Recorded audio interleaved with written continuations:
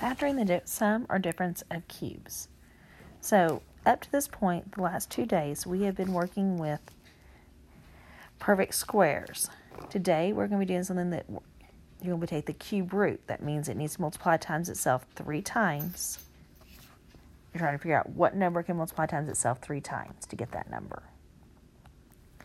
And there is a big acronym that's going to help us to remember our signs.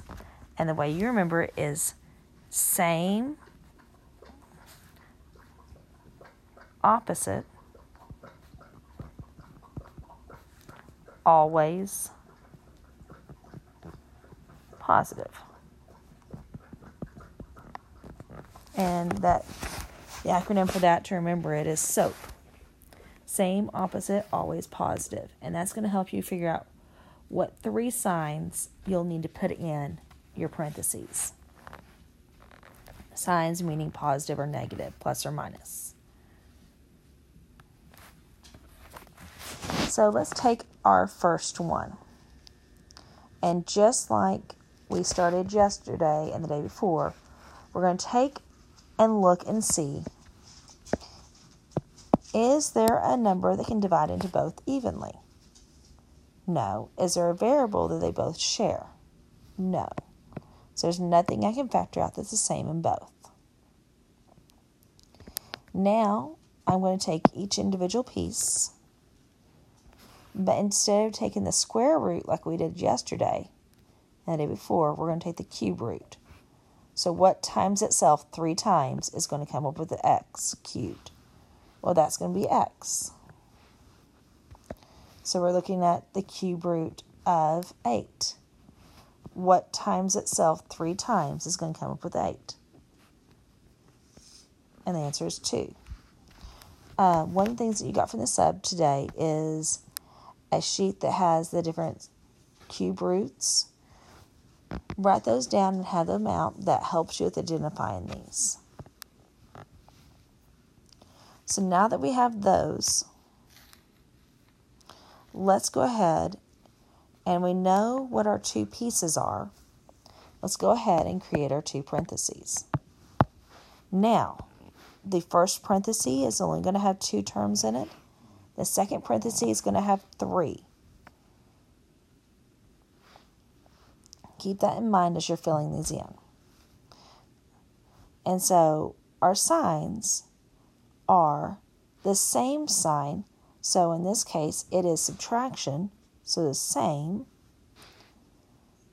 opposite, plus, always positive.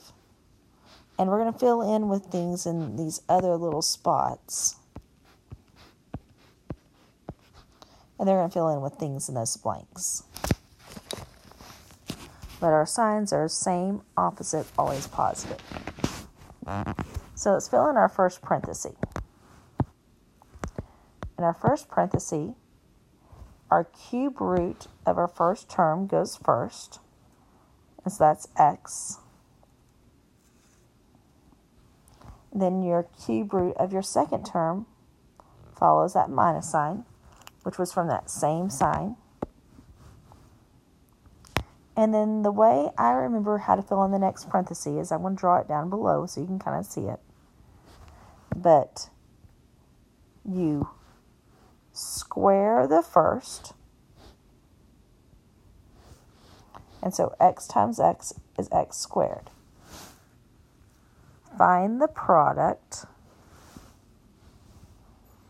And that product is x times 2, so 2x.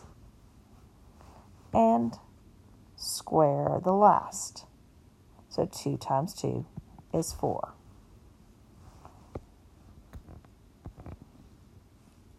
That is your answer, all that terms, those 2 parentheses there. Let's do another one. So step 1 is look to see if there's a GCF or common factors they can factor out of both. Well, they both have a 4, and they both have a y. So I'm going to go ahead and factor those out.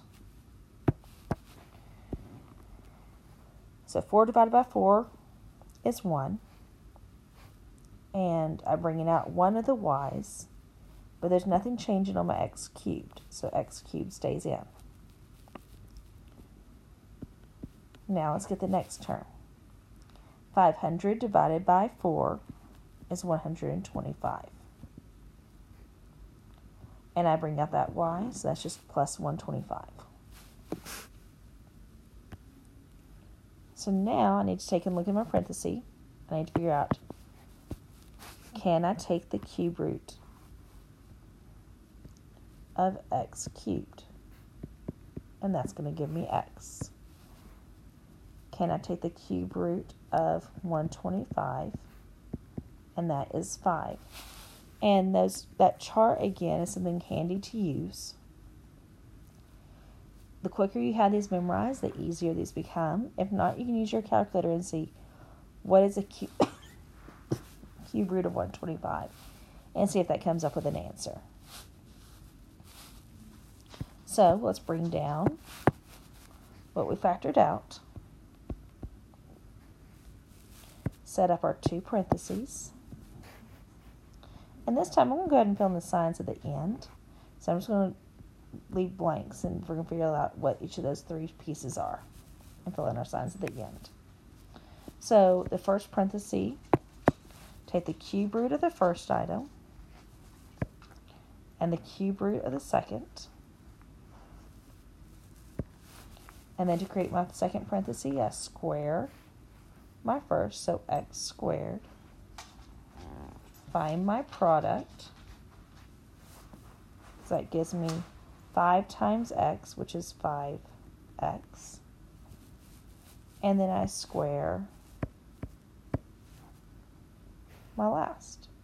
So 5 times 5 is 25. And now I'm going to use that acronym SOAP to help me remember my signs. So remember, S stands for same. So the same sign. O stands for opposite. So opposite of plus is a minus. And P stands for always, or AP stands for always positive. And so this is my answer. One last one, and then I'll let you start on your work. So, is there a common factor that can factor out of both? And the answer is no. No number is going to divide into both pieces. So now I need to look at the cube root of 27x cubed. And if I look at my chart, the cube root of 27 is 3. And to get x cubed, I need to multiply x times itself 3 times. Now I'm going to take 8. And I'm going to take the cube root of 8. If I look at my chart, that's going to be 2.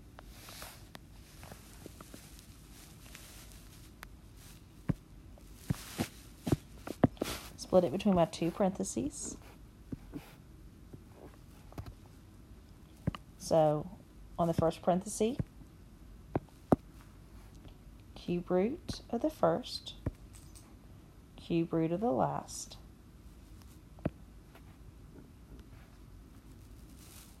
Then I do, for the next parenthesis, I square the first.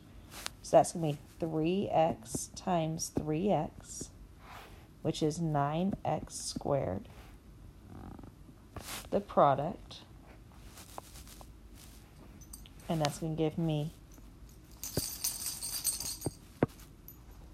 6x for that product. Then I square the last. So 2 times 2 is 4. Then I fill it in using SOAP.